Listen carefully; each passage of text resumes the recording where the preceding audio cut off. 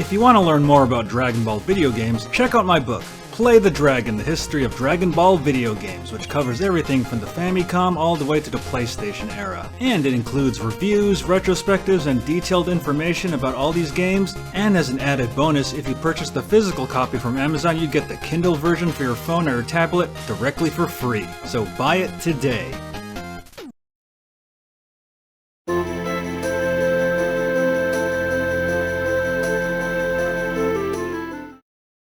So now the world has been destroyed. Where is everybody? What happened? And we awaken under the sea! Under the sea! What the hell happened? Somebody tell me! So after Yggdrasil was destroyed and the whole world went into chaos, the Queen of Mermaids turned you into a fish in order to prevent you from being hunted down by the evil Mordegon and his minions, who have taken over the world. Although the world doesn't look too ruined like Final Fantasy VI, but the world definitely looks a little more messed up. So one of Mordegon's evil generals tries to destroy the Mermaid Kingdom, but sends you to safety. So now, back in your human form, you end up at the last bastion, aka Cobblestone, and everybody's alive! Gemma, you're alive! I thought the kingdom of Heliodor killed you! But she tells you, well, we all got captured, and that evil bastard Jasper was gonna kill us, but the nice guy Hendrik said we can all live, but we're just put into dungeons. Okay, so it wasn't you telling me I was like a hellspawn, you know, the Prince of Darkness, a YouTube commenter. You were just taking over, that's fine. Whew, thank God. You don't look like someone that we should be messing with, my lord. So King Carnelian tells you and Hendrik to head back to Heliodor Castle and take it back from the evil Jasper.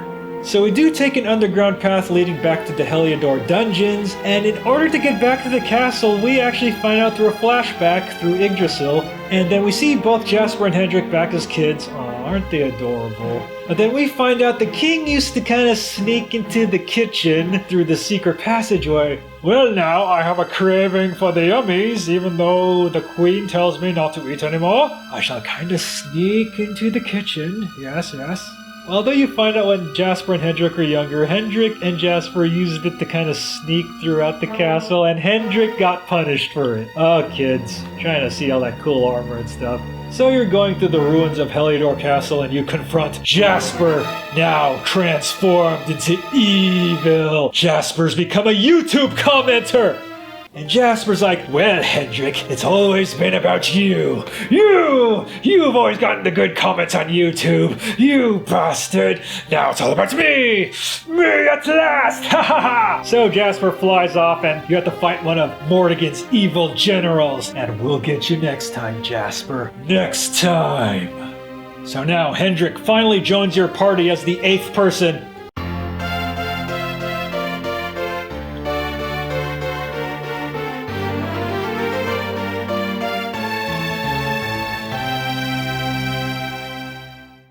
So we go up to the mountains to Angri-La, where we're trying to find Master Pang in order to master the Quadra Slash. And we go in the realm between dimensions and we find out Master Pang was actually killed when Yggdrasil fell, but she ended up in the dimension between life and death. And then we see, oh no, it's Rab! He's gone! No, Rab! But no, Rab himself is actually in the realm of between life and death, and he's also trying to master the Quadra Slash, because Rab was a bit of a martial artist himself, like Master Roshi from Dragon Ball. So through Master Pang's training, our hero, the Luminary, masters the Quadra Slash! And then Rab eats a good, nice breakfast, returning himself to his big form. What the hell did you eat, Rab? Well, whatever you're eating, I want some of that. And then, on our way to Fumno, we encounter Sylvando! What up, buddy? Dude, you're still, like, cheering on the world even though it got destroyed? I kinda wanna join you, man!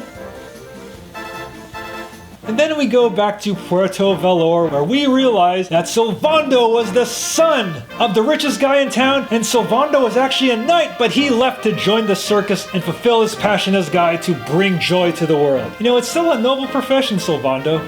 So you end up at this house, and there's this woman, or thing, or whatever it is, it kind of changes shape, called the Seer. And then the Seer is like, well now. Eventually you will find out who the Seer is, but the Seer is an important figure in the game. But then there's kind of rumors near Dundrasil Castle. People are having this kind of crazy dream about some ghost.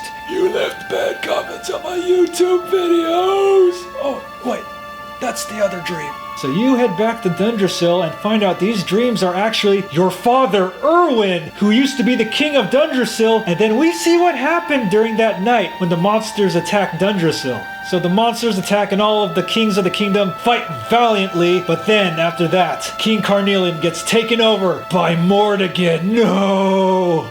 But then King Erwin fights bravely to protect his wife, your mother, and then he gets stabbed in the back by King Carnelian! And so, through all these years, King Erwin was cursed, feeling like he failed. But then, this evil monster has taken over his dreams. And then once you defeat him, well, he's one of the easier bosses. Oh, thank God. And then you finally free Erwin's soul. He's like, my son, I finally recognize you, even though I never saw you as a child that much. And then he ascends. Then I'm in tears again, man. It's such an emotional scene. And then you get Erwin's badass armor. And so, to find the rest of our allies, we go back to Octagonia, where they're no longer fighting, but they're gambling. And holy shit, I can actually win the slots! Whoa, I won, man! Oh man, I'm gonna win a medicinal herb? What kind of bullshit prizes are these? And then we find out our lovely ally Jade has been taken over by one of Mordegon's evil generals, so we have to defeat him. And then once we defeat him, Jade comes back to her senses, but now she has kind of vampiric powers. Jade, marry me? I don't have a ring right now, but will you marry me? Please say yes. So Jade finally comes back to your party. So to find the rest of our allies, we go back to Snifelheim and holy shit, there's someone on the ship. Might be some rats. It's Eric! Eric, what's up, buddy? Hey, how you doing, man? Oh shit, you don't remember who you are and what happened? That's not good. So we go back to Snifelheim and everybody's covered in gold. Everybody's turned to gold. Gold! Gold, gold, gold!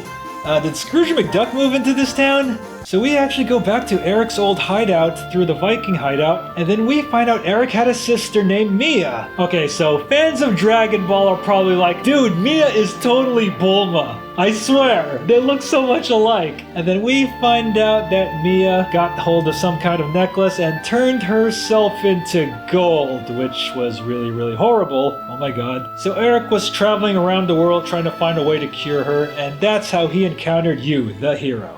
So there's this new dungeon called the Gilded Hall, which is completely made of gold. Okay, are you sure this isn't Scrooge McDuck's money bin in Dragon Quest? And then we find out Eric's sister Mia is finally free of her golden prison, but then she's angry at Eric for abandoning her. And then she turns into the evil Gildiga, who's one of Mordegon's evil generals. And this was the first boss battle in the game that totally kicked my ass, because this boss is one of the hardest fucking bosses in the game. She gets like 3 fucking turns. So once you defeat the evil Gildiga, Mia is finally free and back to her normal self. So we finally go back to Arborea and are reunited with Serena, and we find out that Veronica actually died when Yggdrasil went down. Not again. Oh, I really liked Veronica. Veronica was awesome. Damn you, Mordegon, you king of evil bastard! So in order to move on, Serena cuts her hair so she can prove that she can finally tackle the world without her sister. Veronica in memoriam. So we go back to the Kingdom of Gallopolis, where this giant-ass meteor called Erdwin's Lantern is about to, crash and cause the Armageddon and shit. But then Mordegon actually comes and destroys it. But Rab actually sees something, and it says Kalasmos. I wonder what that means. So Prince Ferris is like, yes, that evil being thing was actually our savior! Well, he actually isn't wrong. But you'll find out why a little later in this story. So we go back to the town of Hoto, where this evil dragon has been terrorizing the village. But then we do find out there is some kind of connection between Priestess Miko and the dragon. So we go all the way to Mount Fuji, but then we find out it was actually her son, Ryu! No, not the Street Fighter Ryu, not the Ninja Gaiden Ryu, but Dragon Quest XI Ryu was taken over by evil forces and he became the dragon. So his mother was feeding him sacrifices, but then she sacrifices herself to her own son to feed his appetite, and then we have to defeat her son, and Ryu is one of the hardest bosses in the game, and this is the part of the game where the bosses start getting 2 to 3 turns per battle, which makes it really hard and annoying. And so we defeat Ryu, he returns to his human self, but then he ascends into the heavens. That's another tearful moment, man.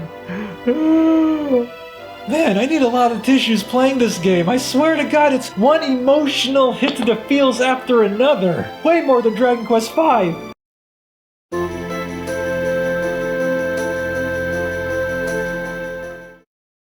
Hey everybody, Ryan here, and thanks for watching. And if you enjoyed this video, make sure to like, comment, and subscribe, especially subscribe, and make sure to click on that notification bell so you know when we release new videos, because YouTube probably won't tell you.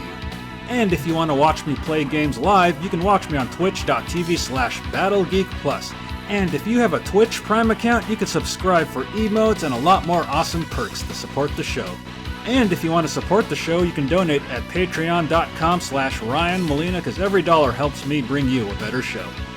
And make sure to follow me on Twitter at @RyanMolina and at BattleGeekPlus. And also make sure to check out the official Battle Geek Plus website at BattleGeekPlus.com. We got books, we got t-shirts. Make sure to check out our awesome popcorn-related t-shirts, our Battle Geek Plus t-shirts, and a lot more.